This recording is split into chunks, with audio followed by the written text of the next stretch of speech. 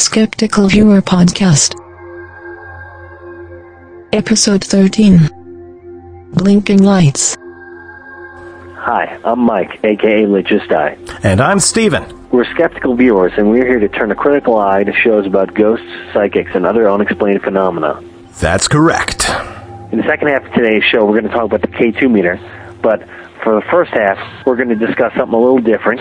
Steven has an interview lined up, and let's discuss that, Steven. Who are you interviewing? I'm going to be interviewing former GH fan, and I'm hoping it'll be a good interview. Unlike most interview shows, we actually haven't done it yet, so I'm looking forward to it. Now, former GH fan is new to the forums, right? Just the last few weeks, came on after the Halloween episode, I believe, right? Yeah, I believe he came in pretty much 31st or November 1st, and he is getting to be kind of famous throughout our little corner of the internet because he is the one that put together both the 3D Grant video, where he actually did a full 3D reconstruction of Grant's activities when the first collar incident happened, and he also did, shall we say, the straightened out version of Grant's collar pull, the motion stabilized one, so that we can see that that collar pull in fact went down and not back. Yeah, actually,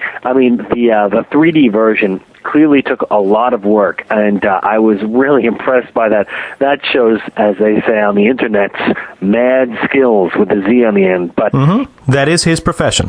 As impressive as that was, you knew TAP's true believers were going to say, well, it's a reproduction, and therefore it's probably not an accurate reproduction.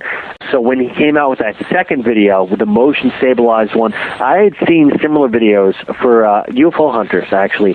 It does some of this with home videos, and it's just a really useful technique. And what he did in that was really cool, where, you know, in the part where Grant leans backwards or is pulled backwards or whatever, you can't even tell, because the entire video, he has the actual original video of Grant, and he's just rotated it clockwise or counterclockwise on a pivot axis, so Grant is always, his head is always at the top of the screen. You know, he's basically always standing upright, and the only thing that moves are his surroundings. It clearly shows, undeniably, that the collar goes down, and it's their actual original footage. The only thing he did was rotate it, and now apparently I saw some of the people are saying on the TAPS forums that, oh, the video's been doctored, and then when asked how is it doctored, that they're saying, well, I don't know, but it is.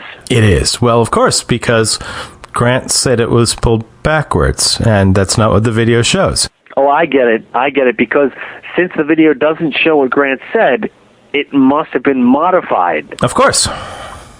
I see. Yeah, we're starting with a different premise other than the facts. Of course. And then also, former GH fan has achieved the rare status of meriting an actual direct response from Grant himself. In an interview, Grant claimed that former GH fan had been leaving him messages saying that he was a fake and a fraud, which former GH fan denies, and I pretty much believe him.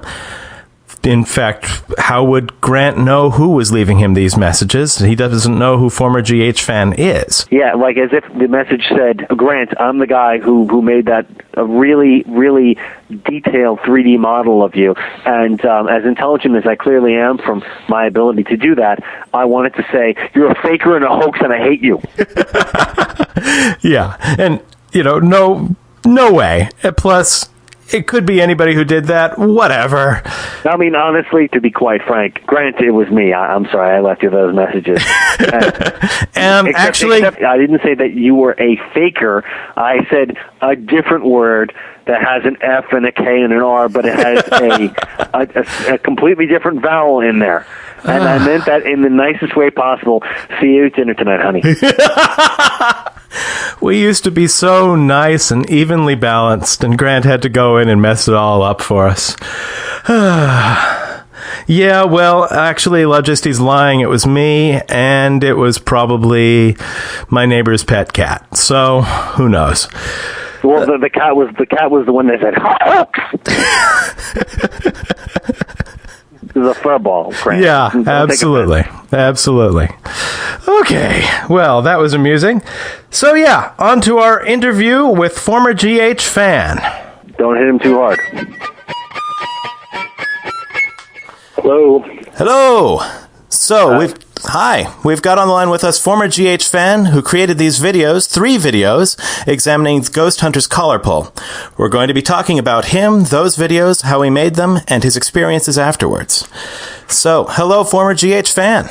Hello. It's good to talk to you. Good to talk to you. How are you doing? I'm very good. I'm just a little bit full. Oh, God, yeah. All that turkey stuffing and rolls and pumpkin pie and, you know, et cetera, et cetera. Same old thing every year, but I always overeat and go into a coma like everyone else. I really should explain to our listening audience that we are recording this on Black Friday, right after Thanksgiving, so he hasn't been continuing to eat ever since then. It's just, you know, we're all still recovering. Yes.